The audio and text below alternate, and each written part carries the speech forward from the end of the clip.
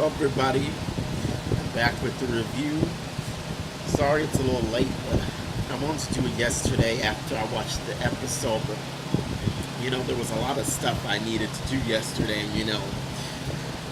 priorities, and so the video didn't get done, but I am here now and ready to talk. So this episode was a little bit slow. It was mostly just like a lot of dialogue between the characters, and not a whole lot of action until the end. So we start out with Hannah, and what's his name, Malik. He's asking where Candace lives, and I guess he's trying to make it appear as if he is looking for Candace for some money or something. I guess he's trying to make it look like this whole thing is not actually connected to Candace, that she didn't orchestrate it. Because I definitely would imagine that Candace does not want this to come back as he traced back with her. So he's saying that Hannah has the money, and Hannah's terrified. And so we get out to the van, and RK is just, basically he was psychoanalyzing Candace. He was saying, you're mad as hell, and all of this. So there was not too much going on there, but dialogue. And she was saying she'd been on her own since she was 17. Not a whole lot going on there. So back in Hannah's house, the guy he's asking Hannah, do you have the money? Do you have the money? And Hannah's like, no, that money doesn't belong to Candace. It belongs to my boss. And I'm like, Hannah, come on. This is not the time to be trying to play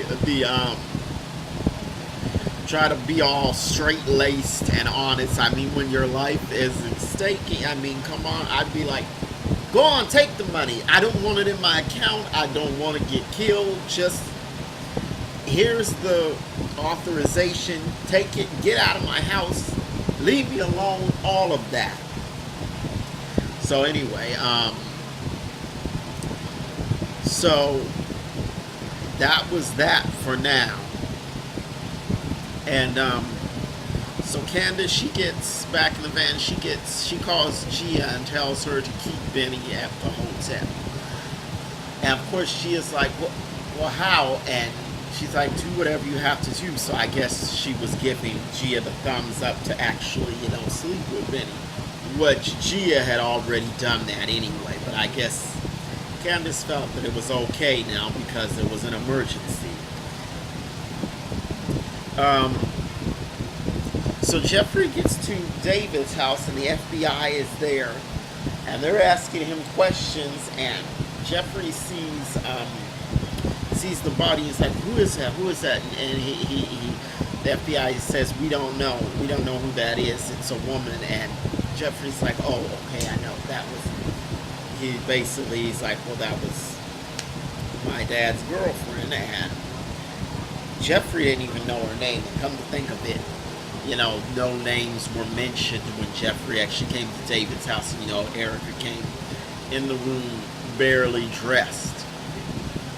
And so the FBI wants to talk some more to Jeffrey, but he's like, no, I gotta go see my father.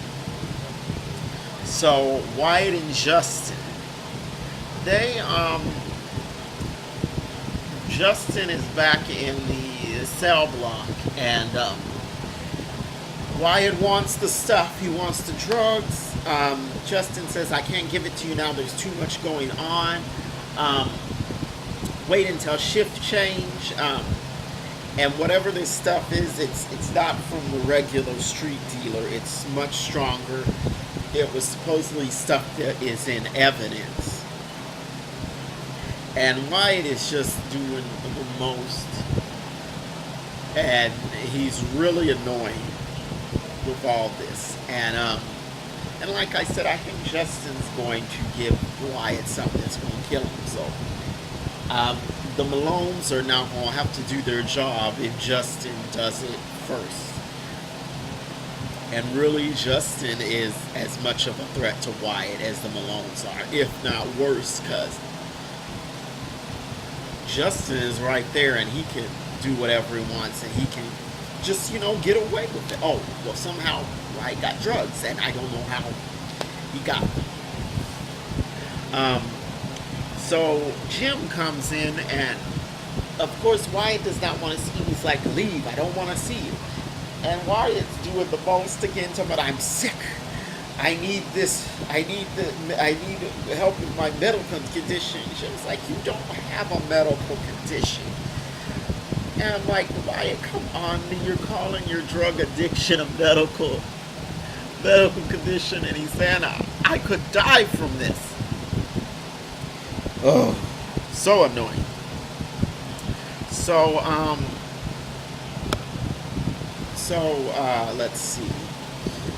So, at the hospital, the nurse, she's tending to David, and he wants to know about Erica, and she's not saying anything. She's just trying to the nurse is trying to make sure he's okay.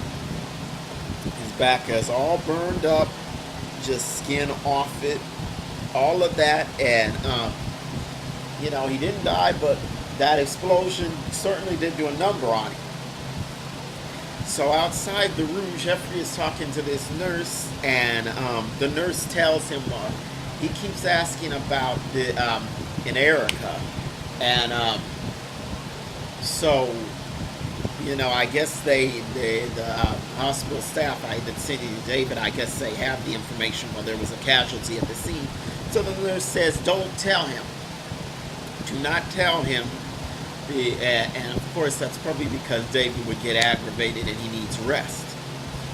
So Jeffrey goes in there and talks to his father, and David is like, he's like, I guess he's on, they're giving him some pain medication, so he's kind of like talking slow and all that.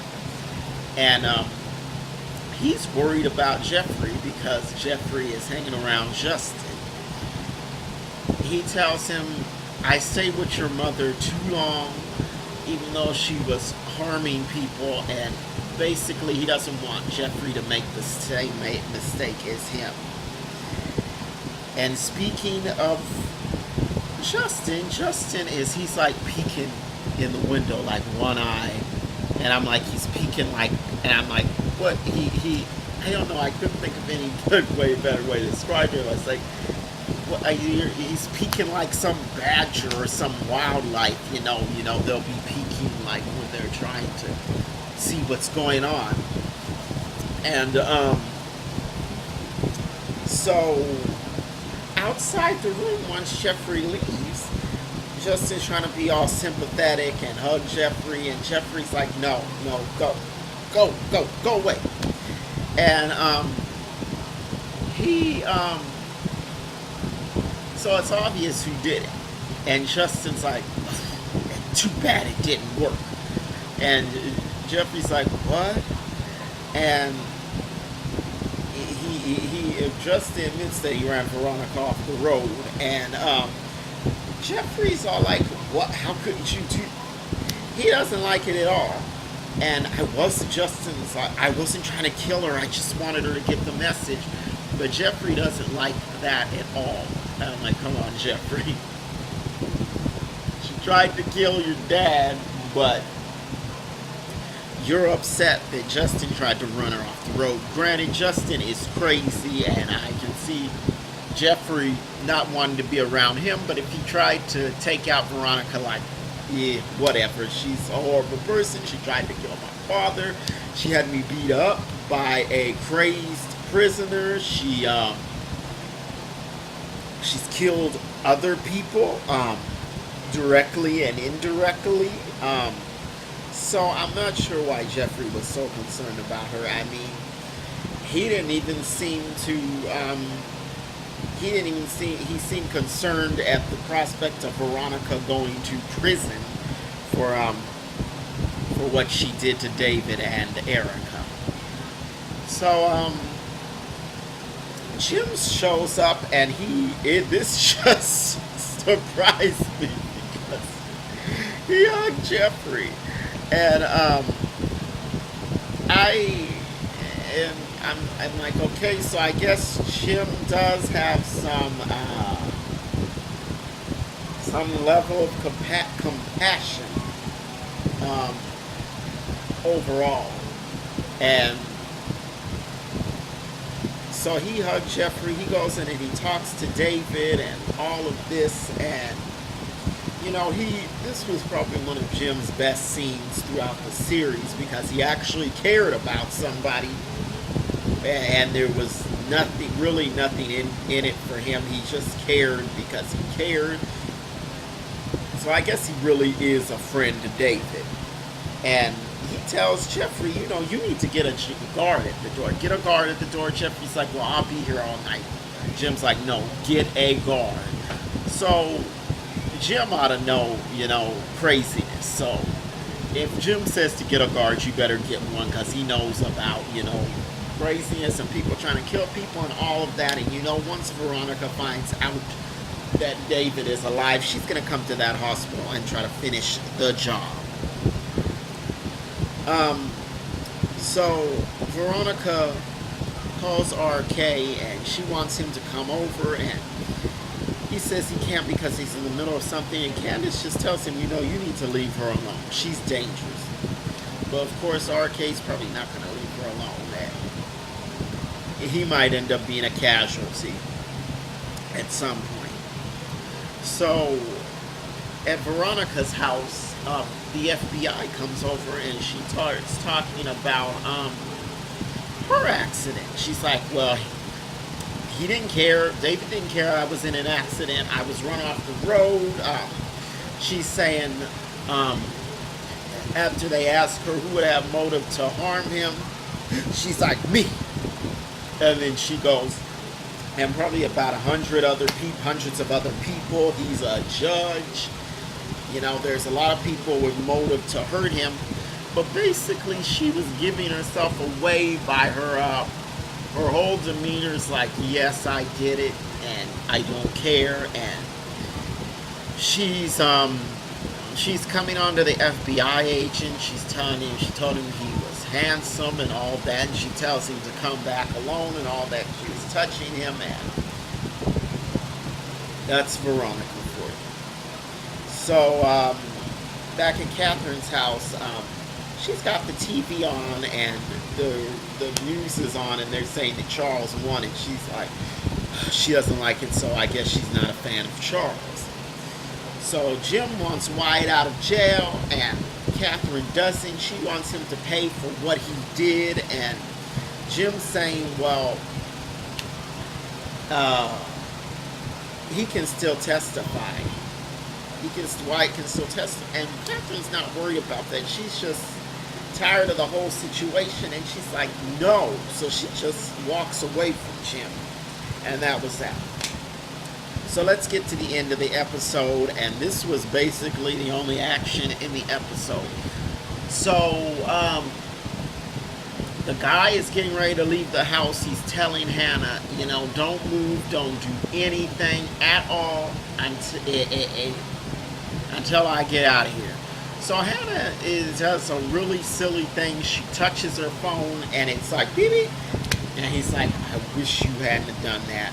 So he starts, basically, he was trying to kill her. That's what it looked like to me.